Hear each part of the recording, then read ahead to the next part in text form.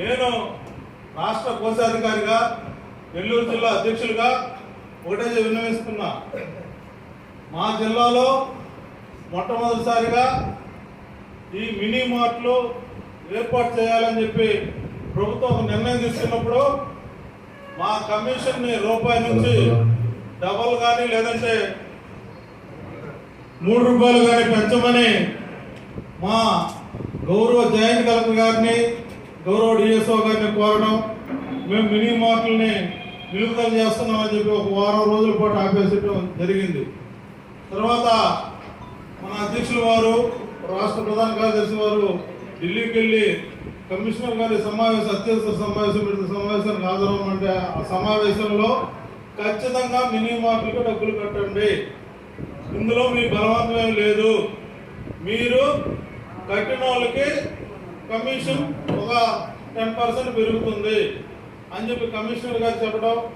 అలాగే దీనికి రేషన్కి ఎటువంటి సంబంధం లేదు, రేషన్ కమిషన్ రేషన్ పంపిణీ రేషన్దే.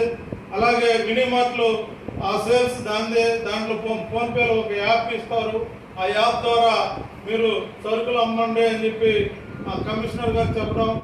ఈ సమావేశం మా రాష్ట్ర సంఘ సమావేశం జరుగుతుంది, గౌరవ జేసీ గారికి డిఎస్ఓ గారికి చెప్పాం. ఆ సమావేశం తదనంతరం మేము అవసరం అనుకుంటే కడతాము, లేదంటే దీంట్లో ఇంకా లోటుపాట్లు ఏమైనా ఉంటే అవన్నీ మేము కమిషనర్ గారి ముందు ఉంచి కమిషనర్ గారు కట్టండి అంటే ఖచ్చితంగా కడతామని చెప్పి తెలియజేయడం కూడా జరిగింది.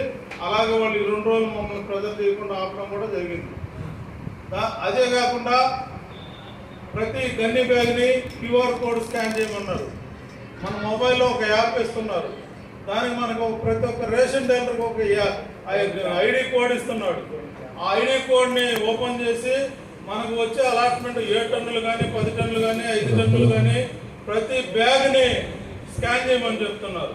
ఈ విధంగా ప్రతి డీలర్ మీద భారం మోపడమే తప్ప డీలర్కి ఎటువంటి ఆదాయ వనరులు కల్పించకుండా ఈ ప్రభుత్వం ఏర్పడిన నాటి నుండి నేటి వరకు కూడా 10 రోజులు కానీ 10 రోజులు కానీ బియ్యం పంపిణీ చేస్తే అతనికి 10,000 పోతుంది. మనకు వచ్చే కమిషన్ ఎంత, ప్రభుత్వం ఇచ్చేది ఎంత, అన్ని ఆలోచన చేయండి.